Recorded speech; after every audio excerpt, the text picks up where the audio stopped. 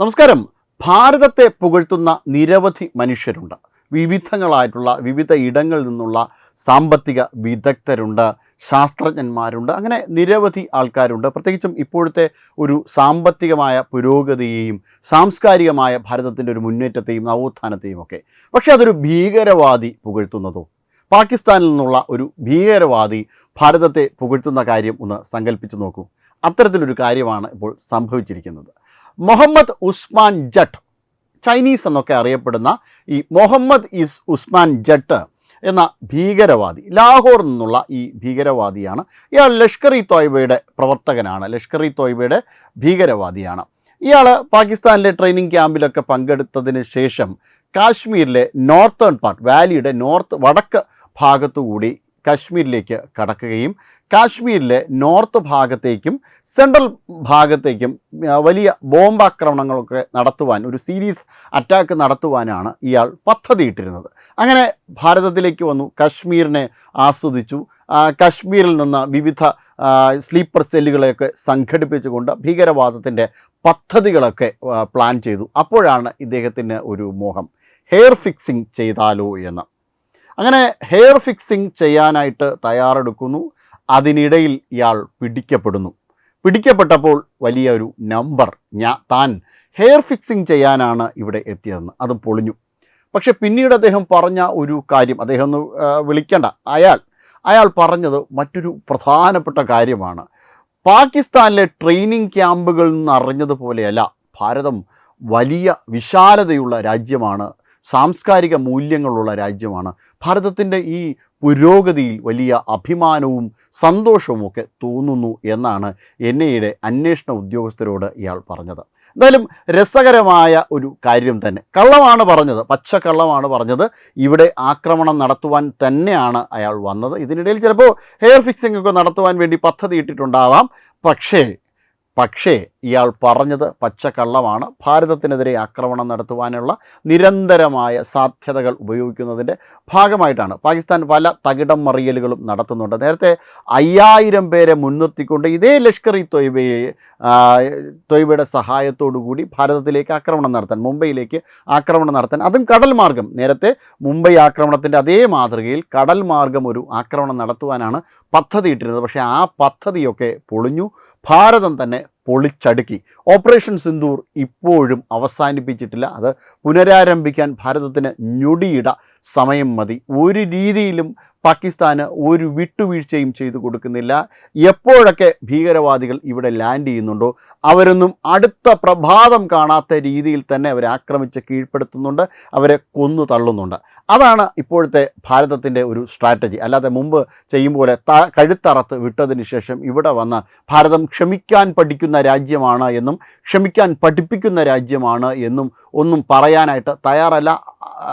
ചതിക്കുത്തരം മുറിപ്പത്തൽ എന്ന് പറയുമ്പോൾ അടിക്കടി പല്ലിന് പല്ല് എന്ന നയം തന്നെയാണ് ഭീകരവാദികളോട് നല്ലത്. അത് തന്നെയാണ് ഭാരതം പയറ്റി തെളിയുന്നതും. പാകിസ്ഥാനെ സംബന്ധിച്ചിടത്തോളം വലിയ കഷ്ടപ്പാടിൻ്റെയും ദുഃഖത്തിൻ്റെയും ദുരിതത്തിൻ്റെയും അവസ്ഥയിലാണ് ഇപ്പോൾ.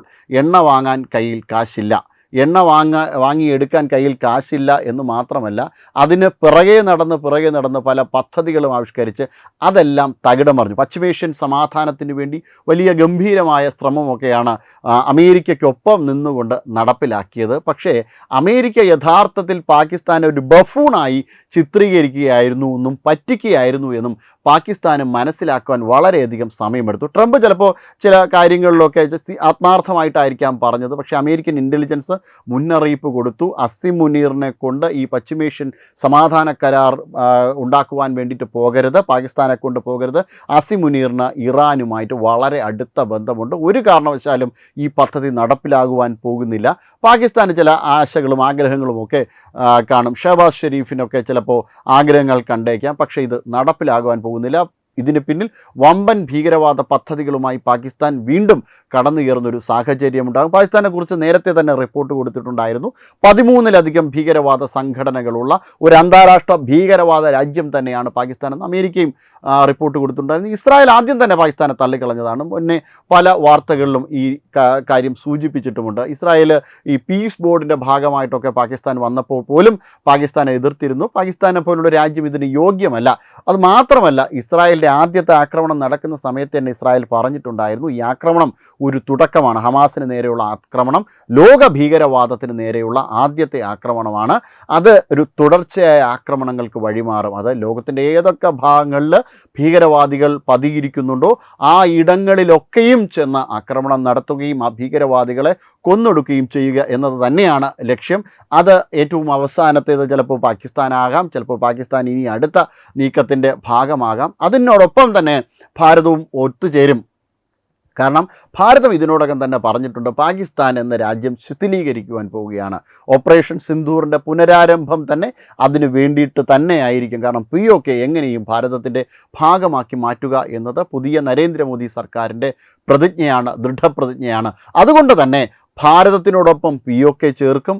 മധ്യഭാഗത്ത് വരുന്ന പഞ്ചാബ്, സിന്ധ് ഒരു രാജ്യമാകും, ബലൂചിസ്ഥാൻ മറ്റൊരു രാജ്യമാകും. അങ്ങനെ പാകിസ്ഥാൻ ചന്നം ഭിന്നമായിട്ട് മാറി പല രാജ്യങ്ങളായി വിഭജിക്കപ്പെടും. ആദ്യം പാകിസ്ഥാൻ വിഭജിക്കപ്പെട്ടിട്ടാണ് പിന്നീട് ബംഗ്ലാദേശ് ഉണ്ടായത്. ബംഗ്ലാദേശ് മാറിയതിന് ശേഷം പാകിസ്ഥാൻ്റെ ഒരു കണ്ണം ഒരു ഭാഗം അങ്ങ് മുറിഞ്ഞുപോയി. ഇനി മറിച്ച് മറ്റൊരു ഭാഗമാണുള്ളത്, ഈ പടിഞ്ഞാറൻ പാകിസ്ഥാനാണുള്ളത്. കിഴക്കൻ പാകിസ്ഥാൻ ഇതിനോടകം തന്നെ നഷ്ടപ്പെട്ടു കഴിഞ്ഞു. എന്തായാലും ഇതാണ് ഇപ്പോഴത്തെ ഒരു അവസ്ഥ. ഇപ്പോൾ പാകിസ്ഥാൻ ഇപ്പോൾ അങ്ങോട്ടും നോക്കാൻ വയ്യ, ഇങ്ങോട്ടും നോക്കാൻ പറ്റാത്ത ഒരു അവസ്ഥയിലാണ്. കാരണം ഇറാനെ സഹായിക്കാനും പറ്റില്ല, സൗദി അറേബ്യയെ സഹായിക്കാനും പറ്റില്ല. സൗദി അറേബ്യയെ സഹായിക്കുമെന്ന് വരുത്തി തീർക്കുവാനൊക്കെ ശ്രമിക്കുന്നുണ്ട്. പക്ഷേ വരുത്തി തീർക്കാൻ ശ്രമിക്കുമ്പോൾ മറുഭാഗത്ത് ഇറാൻ ഇടയുന്നു. അപ്പോൾ പശ്ചിമേഷ്യൻ സമാധാനം ഏതെങ്കിലും തരത്തിൽ കൊണ്ടുവന്നിട്ട് എന്തെങ്കിലും കാര്യസാധ്യം നേടിയെടുക്കാമെന്ന് വിചാരിച്ചാൽ അതും നടക്കാത്ത ഒരു സാഹചര്യമാണ്. അങ്ങനെ പാകിസ്ഥാൻ അടിമുടി തകർന്നിരിക്കുകയാണ്. അഫ്ഗാനിസ്ഥാൻ്റെ ഭാഗത്തു നിന്ന് മറ്റൊരു ആക്രമണം കൂടി. അഫ്ഗാനിസ്ഥാനും ഒരു ഭീകരവാദ രാജ്യം തന്നെയാണ്. അഫ്ഗാനിസ്ഥാൻ്റെ ഭാഗത്തു നിന്ന് പാകിസ്ഥാനിലേക്കുള്ള ആക്രമണം മറ്റൊരു ഭാഗത്തുകൂടെ നടക്കുന്നു. ഒരു ഭാഗത്തു നിന്ന് ഇറാൻ്റെ ഭാഗത്തോ അല്ലെങ്കിൽ സൗദിയുടെ ഭാഗത്തുനിന്നോ ഒക്കെ ആക്രമണമോ, അല്ലെങ്കിൽ ഇറാൻ്റെ ഭാഗത്ത് നിന്ന് സൗദിയുടെ ഭാഗത്തു നിന്ന് അങ്ങനെ ഒരു ആക്രമണം നടക്കുവാൻ സാധ്യതയില്ല. പക്ഷേ ഇറാൻ്റെ ഭാഗത്തു നിന്ന് ആക്രമണം, ഇറാൻ ഇതിനോടകം തന്നെ ബലൂചിസ്ഥാനിലേക്ക് ആക്രമണം നടത്തിയിരുന്നു. അപ്പോൾ അത്തരത്തിൽ പാകിസ്ഥാൻ അടിമുടി തകർന്ന് താളം തെറ്റി നിൽക്കുന്ന അവസ്ഥയാണ്. എണ്ണ വാങ്ങാൻ കാശില്ല, മറ്റൊരു തരത്തിൽ മുന്നോട്ട് പോകാൻ കാശില്ല. ഇതിനോടകം തന്നെ ഒരു ലോക്ക്ഡൗൺ പാകിസ്ഥാനിൽ പ്രഖ്യാപിച്ചു കഴിഞ്ഞു. പാകിസ്ഥാനിൽ ഒരു രീതിയിൽ മുന്നോട്ട് പോകാൻ പറ്റാത്ത സാഹചര്യത്തിലാണ്. അതായത് അവിടുത്തെ സർക്കാർ സ്കൂളുകൾ അടഞ്ഞു കിടക്കാൻ തുടങ്ങിയിട്ട് കാലങ്ങളായി. മറ്റൊരു തരത്തിൽ ഊർജ്ജം ഇല്ലാതെ എങ്ങനെയാണ് അവിടുത്തെ വാഹനങ്ങൾ പ്രവർത്തിക്കുക, മറ്റു കാര്യങ്ങളൊക്കെ പ്രവർത്തിക്കുക. അതുകൊണ്ട് തന്നെ സ്കൂളുകൾ അടഞ്ഞു കിടക്കുന്നു, സർക്കാർ ഓഫീസുകൾ അടഞ്ഞു കിടക്കുന്നു. അങ്ങനെ പാകിസ്ഥാൻ അടിമുടി തകർന്നിരിക്കുന്ന അവസ്ഥയിലും ഇന്ത്യക്കെതിരെ എന്തെങ്കിലും തരത്തിലുള്ള ആക്രമണം നടത്തി ഇതിൽ നിന്ന് തടി തപ്പാമെന്ന് വിചാരിച്ചാൽ ഇന്ത്യ ഏത് സമയത്ത് വേണോ ആക്രമണത്തിന് സജ്ജമായിട്ടാണ് ഇരിക്കുന്നത്. എപ്പോൾ വേണമോ ആക്രമിക്കാൻ തയ്യാറാണെന്ന് പറഞ്ഞുകൊണ്ട് തോക്കിൻ മുന പാകിസ്ഥാനിലേക്ക് ചൂണ്ടി വച്ചുകൊണ്ടിരിക്കുകയാണ്. ഏത് സമയത്ത് വേണോ ഒരു സർജിക്കൽ ആക്രമണം നടത്താം, സർജിക്കൽ സ്ട്രൈക്ക് നടത്താൻ വേണ്ടിയിട്ട് കാത്തിരിക്കുകയാണ്. പാകിസ്ഥാൻ എങ്ങനെയെങ്കിലും ഒന്ന് ഇങ്ങോട്ട് തിരിഞ്ഞു കഴിഞ്ഞാൽ തീർച്ചയായും അടുത്ത അടി പൊട്ടും. പിന്നെ ഷഹബാസ് ഷെരീഫിനോ അസിം മുനീറിനോ ഒന്നും അവിടെ നിൽക്കാൻ പോലും പറ്റാത്ത ഒരു അവസ്ഥയിലാണ്. കാരണം സൈനികമായി വളരെയധികം സജ്ജമായിട്ടാണ് ഇന്ത്യ ഇരിക്കുന്നത്. ഇന്ത്യയിൽ തന്നെ മേക്ക് ഇൻ ഇന്ത്യ പദ്ധതിയുടെ ഭാഗമായിട്ട് ബ്രഹ്മോസ് മിസൈൽ ഉൾപ്പെടെയുള്ള മിസൈൽ സാങ്കേതിക വിദ്യ ഇന്ത്യ രൂപപ്പെടുത്തി എടുത്തു കഴിഞ്ഞു. അങ്ങനെ വിവിധ രാജ്യങ്ങളിലേക്ക് ഇത് വിൽപ്പന നടത്തുകയുമാണ്. അങ്ങനെ ലോകോത്തരങ്ങളായിട്ടുള്ള ആക്രമണ പദ്ധതികളും അതിനു വേണ്ടിയിട്ടുള്ള ആയുധങ്ങളും സന്നാഹങ്ങളും ഭാരതത്തിൽ തയ്യാറാണ്. അതുകൊണ്ട് തന്നെ പാകിസ്ഥാൻ ഇനി എങ്ങനെ തിരിഞ്ഞും മറിഞ്ഞും നടന്നാലും ആക്രമിക്കും എന്ന് ഭാരതം പറഞ്ഞിട്ടുണ്ടെങ്കിൽ തീർച്ചയായും ആക്രമിക്കുക തന്നെ ചെയ്യും, ആക്രമിച്ച് കീഴ്പ്പെടുത്തുക തന്നെ ചെയ്യും. അപ്പോൾ അതിന് വേണ്ടിയിട്ട് ഈ ഭീകരവാദികളെ തയ്യാറാക്കി ഇങ്ങോട്ട് വിടേണ്ട ആവശ്യം തന്നെയില്ല. എന്തായാലും ഇവിടേക്ക് കടന്നു വന്ന ഈ ഉസ്മാൻ ജാട്ട് അല്ലെങ്കിൽ ചൈനീസ് എന്ന് പറയുന്ന ഈ ഭീകരവാദിക്ക് നല്ലൊരു ട്രീറ്റ്മെൻറ്റ് തന്നെ ഭാരതത്തിൽ ഒരുക്കി വച്ചിട്ടുണ്ട്. എന്തായാലും ഇനി അങ്ങോട്ട് തിരിച്ചൊരു ജാട്ടിന് വരവ് നടക്കില്ല. ഇനി എന്തൊക്കെ കള്ളം ഭാരതത്തിനകത്ത് ഇറക്കി പറഞ്ഞാലും ശരി തന്നെ ഇനി പാകിസ്ഥാനിലേക്ക് ജാട്ട് ഇനി മടങ്ങി വരില്ല. ഇവിടെ തന്നെ അവസാനം കുറിക്കാനുള്ള എല്ലാ കാര്യങ്ങളും ചെയ്തു വച്ചിട്ടുണ്ട്. വെബ് ഡെസ്ക് തത്വമൈ ന്യൂസ്.